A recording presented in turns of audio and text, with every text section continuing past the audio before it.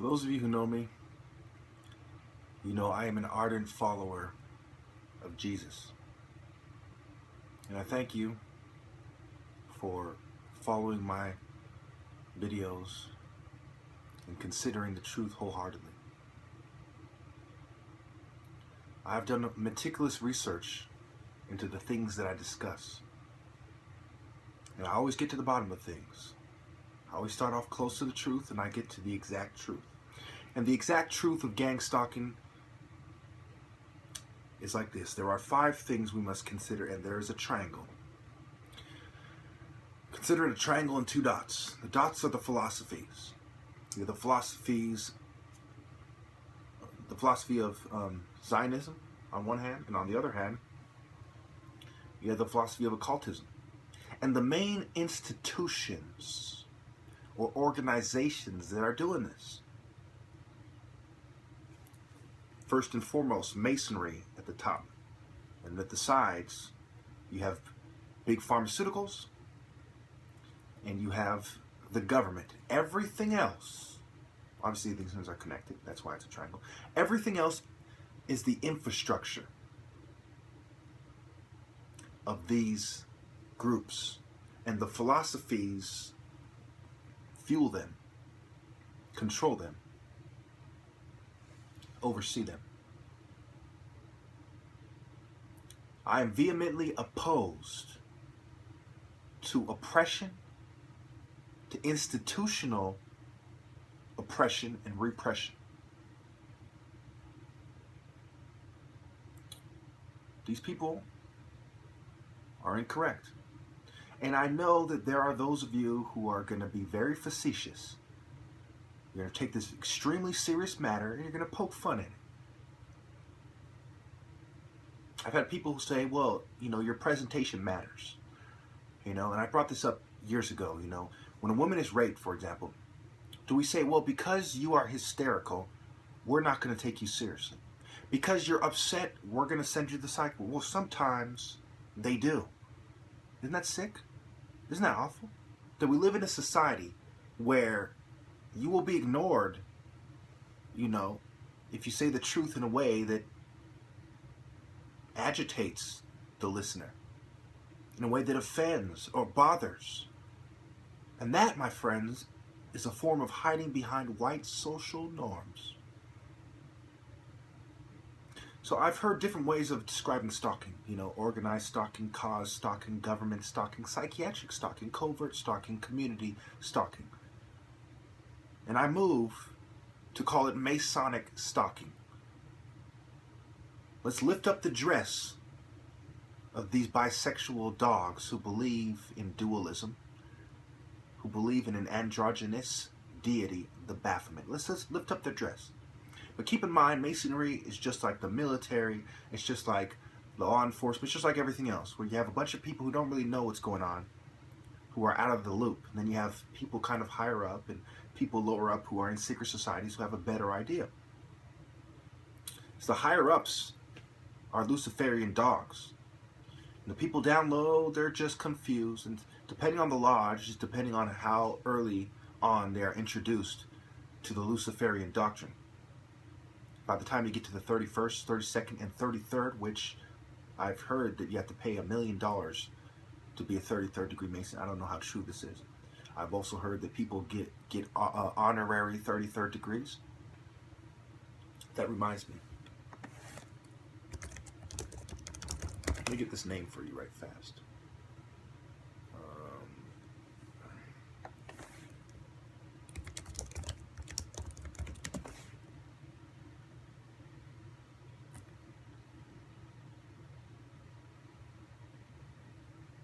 Freemasonry Today, December 14, 2012. John Hamill examines the link between Masonry and royalty. The royal connection with members of the royal family carrying out a vital role in Masonry. Okay. Daily Mail, 2008. A branch of the Freemason secret societies is being formed by members of the royal household and police who protect the royal family. It's a good one.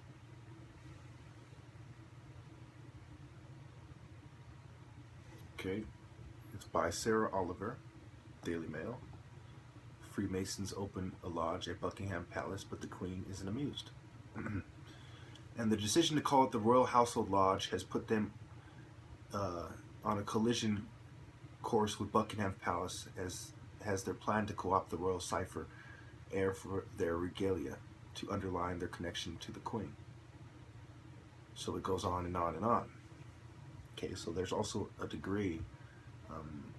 I'll put in the comments. I don't want to waste any more time looking for it. My last video I referenced it.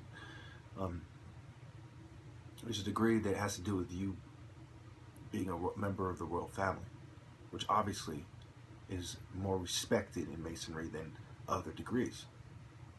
Okay, so we all see these things going on, you know. I mean, to say that there's no conspiracy in Masonry is akin to saying there's no conspiracy in the government. It's akin to say that there's no conspiracy in the royal family. You know, I think even very simple people know that the death of Princess Diana was very suspicious. John F. Kennedy, very suspicious, and so on and so forth. And there are secret societies behind all these things. You know, the royal court system, the royal family, the Royal Navy, the HMS Her Majesty's ship, something like that, right? So, you know, I think it's a very big mistake to pretend that Masons aren't behind all this. The most influential people in society are Masons, and they don't get there by letting other people have all the money and power. You know, the royal families and the Zionists, they don't get there by doing that. They got there by controlling the major industries that make the big bucks. Construction, you know, IT infrastructure, which are pretty much, you know, integrated, interconnected, fused, what have you, combined. Technology in general, the pharmaceutical industry, oil, banking industry, diamonds, you know, Cecil Rhodes, Rhodes scholars, you know, a Rhodes scholar, you know, and you can see obviously these things are also connected. You know, Rockefeller, Standard Oil, and how he moved on and to other, you know, investments, and how he went into, I believe it was banking with the Rothschild families. They teamed up, and Forbes did an article about that, I believe.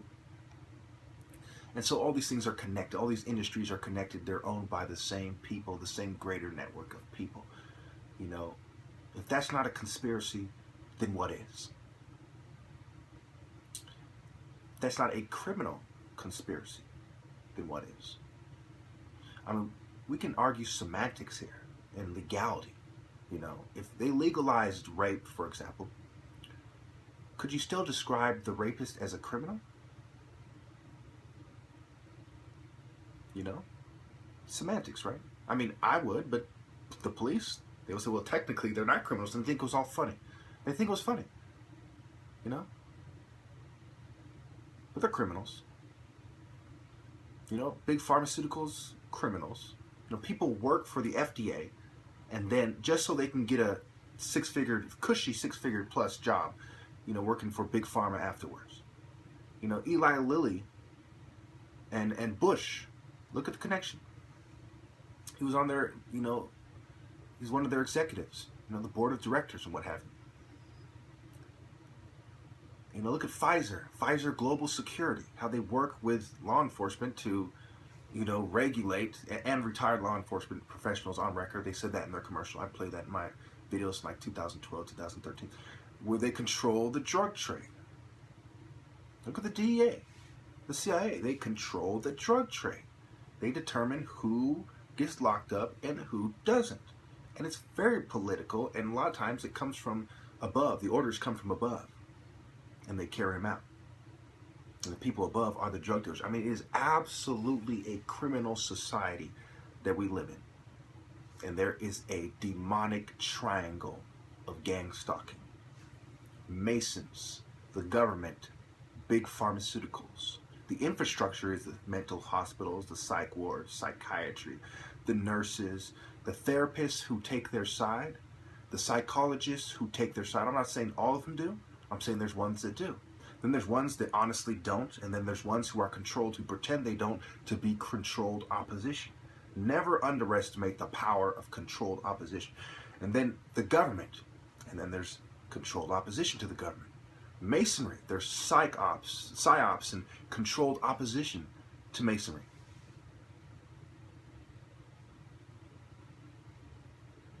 This is the world we live in. It begs the question that I'm going to explore for the last 4.5 minutes or so of this video. What should one do in this situation? I saw an interesting video by Guru Chela Joe where he talks about how John is the only real gospel. Is this true? I don't know. Okay? What I do know is that there's no proof that Jesus did not say, let's take a militant perspective. We are forced to believe the same people who lie to us about everything historically, about what Jesus said. And just like everything else, they're presenting us a biased narrative. They're controlling our lens, putting blinders on and say, look at this, look at this. What about when Jesus lashed the moneylenders? Don't make a mockery out of his father's temple and so on and so forth. Now, when you understand how things are going, the temple has expanded. Christian principles are everywhere. Churches are everywhere. You have crosses on hospitals. You have the Red Cross. You have Christian institutions everywhere. The principles everywhere. Christian people have expanded everywhere. Okay? So what is going on? The moneylenders are influencing the different political, processes and religious institutions. The people that Jesus whipped in the temple, the Jews, in that case, but there was also white occultists that teamed up with them. We know that. We know that from the history of Rome. And I don't have time to go into it, but it's thoroughly clear that there was Jews that worked with the Romans. And even in the Bible with Jesus, the Jews trying to get Pontius Pilate to crucify Jesus. It's clear that these people have always worked against good people, So we know historically that there are secret societies that overlap with Judaism and the white aristocracy, the kleptocracy, the plutocracy, the status quo, the autocrats, these feudalist dogs who want to bring in neo-feudalism. We know this. So what should one do? I think Palestine has it right.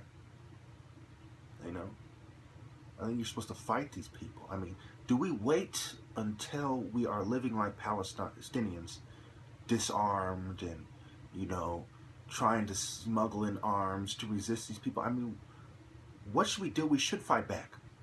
We shouldn't wait until it's too late. We shouldn't play into the hands of a bunch of Satanists.